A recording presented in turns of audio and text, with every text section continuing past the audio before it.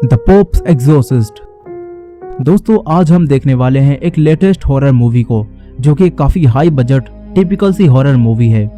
और ये कहानी है एक ऐसे लड़के की जिसे एक बहुत ही खतरनाक आत्मा पोजेस्ड कर लेती है और फिर एक प्रीस्ट को लाने की जिद करती है। अब कहानी में आगे क्या होगा और आखिर वो शैतानी आत्मा उस प्रीस्ट को ही क्यों बुला रही है, जानने के लिए देखते रहिए इस पूरी कहानी को। इस कहानी की एंडिंग काफी अच्छी है, तो इस वीडियो को पूरा जरूर देखिएगा। तो कहानी की शुरुआत 4 जून 1987 से इटली के एक शहर से होती है, जहां हमें एक फादर गैब्रिएले को दिखाया जाता है, जो कि एक घर में एक्सोर्सिज्म के काम के लिए जाते हैं। यहां एक लड़के को एक आत्मा ने पोजेस्ड कर लिया होता है। फादर गैब्रिएले उस लड़के के पास जाते हैं और वो आत्मा अब भी उस लड़के के अंदर ही होती है। फादर गैब्रिएले उस आत्मा से बात करते हैं। फादर गैब्रिएले यहाँ एक पिग को भी लाए होते हैं और बातों ही बातों में फादर उस आत्मा से कहते हैं कि अगर तुझ में शक्ति है तो इस पिग के अंदर तो आके दिखा। जिसके बाद वो आत्मा उस लड़के के शरीर से निकलकर उस पिग के शरीर में आ जाती है और उसे अपने वश में कर लेती है। मगर तभी फादर गैब्रिएले तुरंत उस पिग को मार देते हैं, जिसके बाद एक्सोर्सिज्म सक्सेसफुली कंप्लीट हो जाता है और वो लड़का बच जाता है। अब हम एक फैमिली को देखते हैं जिनमें 3 लोग, जूलिया, उसकी बड़ी बेटी एमी और उसका छोटा बेटा हेनरी होता है। जूलिया के हस्बैंड की 1 साल पहले एक एक्सीडेंट में डेथ हो गई होती है और जूलिया अब अमेरिका से यहाँ अपने हस्बैंड की एक पुरानी प्रॉपर्टी, जो कि एक चर्च होता है, उसे रिपेयर करवाकर उसे बेचने आई होती है। जूलिया का बेटा हेनरी काफी शांत होता है, क्योंकि 1 साल पहले जिस कार में उसके डैड का एक्सीडेंट हुआ था, तो हेनरी भी उन्हीं के साथ उस वक्त वहाँ मौजूद था और हेनरी ने अपने डैड को मरते हुए देखा था, जिससे उसे काफी गहरा सदमा पहुंचा था और अब तक हेनरी उस सदमे से बाहर नहीं निकल पाया है। हेनरी यहाँ आने के बाद चर्च में घूम रहा होता है। तभी हेनरी चर्च के बेसमेंट में पहुंच जाता है, जहाँ कुछ वर्कर्स काम कर रहे होते हैं। हेनरी को एक दीवार में एक होल दिखता है। हेनरी उसमें झांकता है तो उसे दीवार के पीछे एक निशान दिखता है, जिसमें कुछ क्रैक्स पड़े होते हैं। हेनरी उसे देखकर यहाँ से चला जाता है। वहीं दूसरी तरफ हम फिर से फादर गैब्रिएले को देखते हैं, जिन्हें अब रोम बुलाया जाता है, क्योंकि फादर गैब्रिएले ने बिना परमिशन के ही वो एक्सोर्सिज्म कर दिया था। और यहाँ कुछ बिशप्स की एक असेंबली होती है, जो कि फादर गैब्रिएले से पूछती है कि उन्होंने बिना परमिशन के वो एक्सोर्सिज्म क्यों किया। इस पर फादर गैब्रिएले उनसे कहते हैं कि उन्होंने उस लड़के का एक्सोर्सिज्म नहीं किया था, बल्कि वो लड़का तो मेंटली तौर पर बीमार था और उसे ऐसा वहम हो गया था कि वो किसी आत्मा के कब्जे में है। फादर गैब्रिएले कहते हैं कि इसीलिए मैंने बस उसका वो वहम दूर किया था, ना कि कोई एक्सोर्सिज्म। फादर गैब्रिएले ये भी कहते हैं कि अब तक एक्सोर्सिज्म के जितने भी केसेस उनके पास आते हैं, तो उन केसेस में एक्सोर्सिज्म की जरूरत नहीं पड़ती, बस थोड़ी सी बातचीत से ही चीजें वापस ठीक हो जाती हैं। यहाँ एक असेंबली में एक बिशप फादर गैब्रिएले के साथ होते हैं और दूसरे बिशप से कहते हैं कि फादर गैब्रिएले अपने पास आने वाले सभी एक्सोर्सिज्म के केसेस में 98% केसेस में लोगों को डॉक्टर या साइकियाट्रिस्ट को दिखाने के लिए ही कहते हैं। इस पर दूसरे बिशप पूछते हैं कि फिर 2% केसेस में क्या होता है, जिस पर फादर गैब्रिएले खुद कहते हैं उन केसेस का हल किसी भी डॉक्टर या साइकियाट्रिस्ट के पास नहीं हो सकता, क्योंकि वो खुद शैतान होता है। लेकिन इस पर वो बिशप कहते हैं कि हमें चर्च से प्रीस्ट के काम को हमेशा के लिए हटा देना चाहिए, क्योंकि उन बिशप को ऐसा लगता है कि शैतान एग्जिस्ट नहीं करता और ये सब पुरानी सोच है। मगर फादर गैब्रिएले कहते हैं कि अगर शैतान वजूद में नहीं है तो फिर चर्च का क्या काम है। फादर गैब्रिएले यहाँ से जाने लगते हैं। तभी वो बिशप फादर गैब्रिएले से कहते हैं कि पूछताछ अभी बाकी है, तुम कहाँ जा रहे हो। फादर गैब्रिएले गुस्से से पीछे मुड़ते हैं और एक लड़की का नाम लेते हुए कहते हैं कि आपने उस लड़की के केस में पूछताछ क्यों नहीं की थी। फादर गैब्रिएले ये भी कहते हैं कि मैं रोम का मुख्य पादरी हूँ और ये ओहदा मुझे मेरे पॉप से मिला है, तो अगर तुम्हें कोई परेशानी है तो मेरे पॉप से बात करो। इस पर तुरंत दूसरे बिशप फादर गैब्रिएले से कहते हैं कि पॉप बहुत बीमार हैं। फादर गैब्रिएले सुन लेते हैं, लेकिन वो अब भी यहाँ नहीं रुकते। वहीं दूसरी तरफ रात में जूलिया कुछ काम कर रही होती है और तभी उसे किसी के दौड़ने की आवाज आती है। जूलिया आसपास देखने लगती है। जूलिया हेनरी के रूम में भी जाती है, लेकिन वहाँ हेनरी अपने बेड पर लेटा होता है। जूलिया यहाँ से चली जाती है, मगर तभी हेनरी अपनी आंखें खोलता है और हम देखते हैं कि हेनरी के अंदर अब एक आत्मा आ चुकी है। अगले दिन काम करते हुए कुछ वर्कर्स को बेसमेंट में वही होल मिलता है। वर्कर्स दीवार को तोड़ने के लिए एक छोटा सा एक्सप्लोजन करते हैं, मगर वहाँ गैस होने की वजह से बेसमेंट में आग लग जाती है, जिससे कुछ वर्कर्स घायल हो जाते हैं। वर्कर्स तुरंत काम छोड़कर यहाँ से चले जाते हैं और इसी दौरान हम हेनरी को देखते हैं, जिसके अंदर की आत्मा अब खुलकर बाहर आती है। हेनरी अपने बेड पर होता है और उसे दोहरे पड़ रहे होते हैं।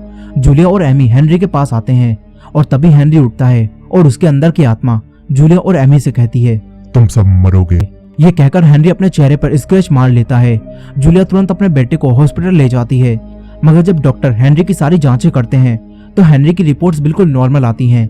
जूलिया डॉक्टर से कहती है कि ऐसा कैसे हो सकता है उसे तो दोहरे पड़ रहे थे। इस पर डॉक्टर जूलिया से पूछते हैं कि क्या आपके बेटे को हाल ही में कोई गहरा सदमा पहुंचा था। जूलिया उन्हें बताती है कि जब उसके डैड की मौत हुई थी तो उसे सदमा लगा था। ये सुनकर डॉक्टर जूलिया से कहते हैं कि तुम्हें हेनरी को किसी साइकाट्रिस्ट को दिखाना चाहिए। वो डॉक्टर जूलिया को कुछ बेहोशी के इंजेक्शन भी देते हैं और कहते हैं कि अगर तुम्हारा बेटा दोबारा खुद को चोट पहुंचाने की कोशिश करे तो उसे ये इंजेक्शन देकर बेहोश कर देना। इसके बाद जूलिया अपने बेटे को हॉस्पिटल से वापस चर्च ले आती है, लेकिन चर्च आने के बाद हेनरी की हालत और बिगड़ जाती है और उसकी आवाज भी अब बदल जाती है। उसके अंदर की आत्मा जूलिया से कहती है, यहाँ एक प्रीस्ट को लेकर आओ। और ये सुनकर जूलिया यहाँ के एक प्रीस्ट को बुलाती है जिनका नाम फादर एस्केबेल होता है। लेकिन फादर एस्केबेल जब हेनरी के पास जाते हैं तो वो आत्मा उन्हें बाहर फेंक देती है और कहती है कि ये गलत प्रीस्ट है। यहाँ हेनरी की हालत अब लगातार बिगड़ रही होती है और शैतान उस पर हावी हो रहा होता है। अब कुछ दिनों बाद फादर गैब्रिएले अपने पोप से मिलने जाते हैं। फादर गैब्रिएले अपने पोप से बात करते हैं और पोप फादर गैब्रिएले को हेनरी के केस के बारे में बताते हैं और उस केस को फादर गैब्रिएले को हैंडल करने के लिए कहते हैं। पोप फादर गैब्रिएले को उस केस की फाइल के बारे में बताते हैं। फादर गैब्रिएले तुरंत उस केस पर काम करना शुरू कर देते हैं। वो केस फाइल को पढ़ते हैं और फिर रोम से स्पेन आ जाते हैं। फादर गैब्रिएले उसी चर्च में जाते हैं। यहाँ फादर गैब्रिएले को फादर एस्केबेल मिलते हैं। फादर एस्केबेल ने फादर गैब्रिएले के बारे में बहुत सारे आर्टिकल पढ़े होते हैं, इसीलिए वो फादर गैब्रिएले को जानते थे। फादर एस्केबेल फादर गैब्रिएले को जूलिया और एमी से मिलवाते हैं। इसके बाद फादर गैब्रिएले हेनरी को देखते हैं। हेनरी अपने बेड पर लेटा होता है। फादर गैब्रिएले हेनरी के पास जाकर प्रेयर करने लगते हैं, मगर तभी वो शैतान जागता है और फादर गैब्रिएले से कहता है, तेरी प्रार्थना यहाँ किसी काम की नहीं है। फादर गैब्रिएले उस आत्मा से बात करते हैं और उस आत्मा से पूछते हैं कि तू कौन है। इस पर वो आत्मा कहती है, मैं तेरा काल हूँ और मुझे तेरे सारे कांडों के बारे में पता है। ये सुनकर फादर गैब्रिएले कहते हैं कि फिर तो तुझे मेरा नाम भी पता होगा, बता क्या नाम है मेरा। वो आत्मा कहती है कि मुझे सब कुछ पता है और मैं तेरे सारे पापों से भी वाकिफ हूँ। वो आत्मा कहती है कि तू जानता नहीं है कि तेरा पाला इस बार किससे पड़ा है। इस पर फादर गैब्रिएले उससे कहते हैं, तो बता मुझे अपना नाम बता, तू कौन है। मगर तभी वो आत्मा कहती है कि मैं कोई पागल नहीं हूँ जो तेरी बातों में आकर किसी पिक के अंदर घुस जाऊं। ये सुनकर फादर गैब्रिएले समझ जाते हैं कि ये कोई मामूली आत्मा नहीं है और तभी वो आत्मा फादर गैब्रिएले का नाम लेती है और उनके उस इतिहास के बारे में बताती है जब वो जंग में गए थे। फिर इसके बाद हेनरी के मुंह के अंदर से एक मरा हुआ बर्ड बाहर आता है। फादर गैब्रिएले ये देखकर घबरा जाते हैं और तुरंत बाहर निकल जाते हैं। फादर गैब्रिएले फादर एस्केबेल से पूछते हैं कि क्या तुमने यहाँ किसी को मेरे बारे में बताया था, जिस पर फादर एस्केबेल मना करते हैं। फादर गैब्रिएले कहते हैं कि ये शैतान काफी पावरफुल है और इसे वो सब भी पता है जो उसे पता नहीं होना चाहिए था। इसके बाद फादर गैब्रिएले जूलिया से बात करते हैं और उसे बताते हैं कि हेनरी के अंदर एक शैतान आ गया है और उसे एक आत्मा ने पोजेस्ड कर लिया है। ये सुनकर जूलिया और भी ज्यादा परेशान हो जाती है। वहीं दूसरी तरफ हम एमी को देखते हैं जो कि अपने रूम में होती है और तभी उसे कुछ आवाजें आने लगती हैं। एमी आवाजों का पीछा करते हुए हेनरी के रूम तक पहुंच जाती है। एमी को घोस्ट के बारे में कुछ भी पता नहीं होता और यहाँ वही आत्मा एमी से बात करती है। एमी हेनरी को आत्मा के वश में देखकर काफी डर जाती है और यहाँ से भागती है। तभी फोन पर किसी की कॉल आती है। एमी कॉल को उठाती है और दूसरी तरफ वही आत्मा होती है जो कि एमी से कहती है, तुम सब मरोगे। एमी बहुत ही डर जाती है और अपनी मॉम के पास आ जाती है और उन्हें ये सब कुछ बताती है। फिर फादर गैब्रिएले फादर एस्केबेल से बात करते हैं और कहते हैं कि हमें उस आत्मा को बाहर निकालने के लिए उसका नाम जानना होगा जो कि प्रेयर से ही होगा। फादर गैब्रिएले फादर एस्केबेल से प्रेयर करने के लिए कहते हैं। इसके बाद वो दोनों दोबारा से हेनरी के रूम में जाते हैं जहाँ वही आत्मा अब भी हेनरी के अंदर होती है। फादर गैब्रिएले हेनरी का एक्सोर्सिज्म करना शुरू करते हैं और फादर एस्केबेल प्रेयर करने लगते हैं। एक्सोर्सिज्म से हेनरी को काफी तकलीफ हो रही होती है, मगर तभी यहाँ लाइट्स बुझ जाती हैं और हेनरी की जगह फादर गैब्रिएले को एक लड़की दिखाई देती है और ये वही लड़की होती है जिसका जिक्र फादर गैब्रिएले ने बिशप की असेंबली में किया था। दरअसल कुछ समय पहले ये लड़की भी एक शैतान के कब्जे में थी, लेकिन फादर गैब्रिएले को लगा कि वो दिमागी रूप से बीमार है और उस समय फादर गैब्रिएले ने सोचा कि वो कोई डॉक्टर नहीं बल्कि एक ऊंचे दर्जे वाले प्रीस्ट हैं, इसीलिए वो ये काम नहीं करेंगे और उन्होंने उस लड़की का केस छोड़ दिया। मगर बाद में वो लड़की मारी गई और तब से ही फादर गैब्रिएले उस लड़की की मौत का जिम्मेदार खुद को मानते हैं और अब उस लड़की की आत्मा फादर गैब्रिएले से कहती है कि तुम्हारी वजह से मैं नर्क में जल रही हूँ। अब तभी फादर गैब्रिएले को रियलाइज होता है कि ये सब हेनरी के अंदर का शैतान कर रहा है ताकि वो उन्हें भटका सके और फिर फादर गैब्रिएले इससे बाहर आ जाते हैं। हेनरी के अंदर का शैतान खुश होता है और फादर गैब्रिएले घबराए हुए थे। फिर वो शैतान फादर एस्केबेल के पाप भी उन्हें बताने लगता है जो कि फादर एस्केबेल ने कन्फेस नहीं किए होते। फादर एस्केबेल गुस्से में आकर हेनरी का गला पकड़ लेते हैं, मगर फादर गैब्रिएले उन्हें हटाकर कहते हैं कि ये सब इसकी चाल है। फादर एस्केबेल तुरंत रूम से बाहर चले जाते हैं। फादर गैब्रिएले भी अपना सामान लेने लगते हैं। तभी वो शैतान फादर गैब्रिएले से कहता है, तू अब मेरे जाल में फंस चुका है। ये सुनकर फादर गैब्रिएले यहाँ से चले जाते हैं। दूसरी तरफ पॉप भी उसी चर्च जिसमें इस वक्त फादर गैब्रिएले हैं उसके पुराने रिकॉर्ड्स को मंगवाकर पढ़ते हैं ताकि उन्हें कुछ जानकारी पता चल सके और वो फादर गैब्रिएले की मदद कर सकें। वहीं फादर एस्केबल फादर गैब्रिएले के सामने अब अपने पापों को कन्फेस कर लेते हैं ताकि वो शैतान दोबारा उन्हें कमजोर ना कर सके। फिर फादर गैब्रिएले कहते हैं कि हेनरी ज्यादा दिनों तक जिंदा नहीं रह पाएगा, इसलिए हमें शैतान को जल्द से जल्द खत्म करना होगा और इसके लिए हमें उसका नाम जानना होगा। अब तभी फादर गैब्रिएले को याद आता है कि उस आत्मा ने कहा था कि तू मेरे जाल में फंस चुका है। फादर गैब्रिएले से समझ जाते हैं कि उस शैतान को हेनरी नहीं चाहिए बल्कि उसे कुछ और ही चाहिए। फिर फादर गैब्रिएले चर्च के बाहर जाते हैं जहां फादर गैब्रिएले ने कुछ तो अजीब देखा था। फादर गैब्रिएले उस जगह पर जाते हैं जहां एक कुएं जैसा कुछ होता है और उस पर वेटिकन की मोहर लगी होती है। फादर गैब्रिएले उसे खोलते हैं। वहीं चर्च के अंदर फादर एस्केबल अकेले होते हैं और वो प्रेयर कर रहे होते हैं, मगर तभी उन्हें हेनरी के रूम से एक बच्चे की आवाज आती है। वो सोचते हैं कि हेनरी मुश्किल में है। फादर एस्केबल हेनरी के पास जाते हैं लेकिन वो शैतान उन पर हमला करके उनके कान को काट लेता है। फादर एस्केबल डरकर बाहर आ जाते हैं। दूसरी तरफ एमी अपने रूम में काफी डरी हुई होती है और तभी कोई आत्मा उस पर भी हमला कर देती है। एमी जाकर छुप जाती है। फादर गैब्रिएले उसी कुएं को खोलकर उसके अंदर देखते हैं तो यहाँ उन्हें कई सारे मरे हुए लोगों के कंकाल मिलते हैं। तभी फादर गैब्रिएले को चर्च के अंदर से चीखों की आवाज सुनाई देती है। वहीं रूम में जूलिया को भी एक आत्मा नीचे खींच रही होती है। तभी फादर गैब्रिएले यहाँ आकर जूलिया को बचा लेते हैं। फिर इन्हें एमी के चीखने की आवाज आती है। फादर गैब्रिएले तुरंत जाकर एमी को बचाते हैं और शैतान को वहां से भगा देते हैं। दूसरी तरफ पॉप उस चर्च के रिकॉर्ड्स को पढ़ रहे होते हैं लेकिन वो देखते हैं कि ज्यादातर जानकारी मिटा दी गई है। वहीं फादर गैब्रिएले फादर एस्केबल को भी वही कुआं दिखाते हैं और फिर चर्च के बेसमेंट में ले जाते हैं। ये दोनों उस दीवार के पीछे जाने के लिए उस दीवार को तोड़ देते हैं। फादर गैब्रिएले को यहाँ भी वेटिकन की मोहर मिलती है और यहाँ एक दरवाजा भी होता है। ये दोनों दूसरी तरफ जाते हैं जहाँ कई सारे लोगों के कंकाल रखे होते हैं। यहीं एक और दरवाजा भी होता है जिसकी चाबी भी इन्हें मिल जाती है। ये दोनों उस दरवाजे को खोलकर दूसरी तरफ जाने लगते हैं। इसी दौरान पॉप को पुराने रिकॉर्ड्स पढ़ते समय पता चलता है कि उस पूरे चर्च पर एक बहुत ही खतरनाक शैतान ने कब्जा कर रखा है। पॉप तुरंत सोचते हैं कि उन्हें ये बात फादर गैब्रिएले को बतानी होगी, मगर इसे पढ़ते हुए ही पॉप की तबीयत खराब होने लगती है और उन्हें हॉस्पिटल में एडमिट करना पड़ता है।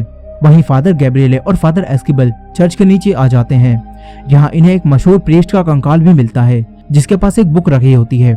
फादर गैब्रिएले उस बुक को पढ़ते हैं जिसमें उन्हें पता चलता है कि ये शैतान पहले भी कई सारे लोगों को पोजेस्ड कर चुका है और इस शैतान ने एक प्रीस्ट को भी अपने वश में कर लिया था, जिसके बाद शैतान ने प्रीस्ट की आड़ में कई सारे बुरे काम किए और वो दोबारा यही करना चाहता है और इसी वजह से उसने यहाँ मुख्य प्रीस्ट यानी कि फादर गैब्रिएले को बुलाया है।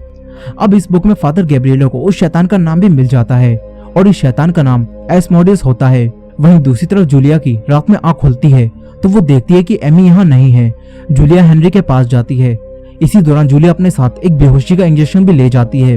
वहीं एमी हेनरी के पास बैठी होती है और शैतान एमी को पॉजेस्ट करने की कोशिश कर रहा होता है। जूलिया एमी को उससे दूर करती है, मगर तभी शैतान उन दोनों पर हमला कर देता है। एमी हेनरी के तुरंत वो इंजेक्शन लगा देती है जिससे हेनरी बेहोश हो जाता है।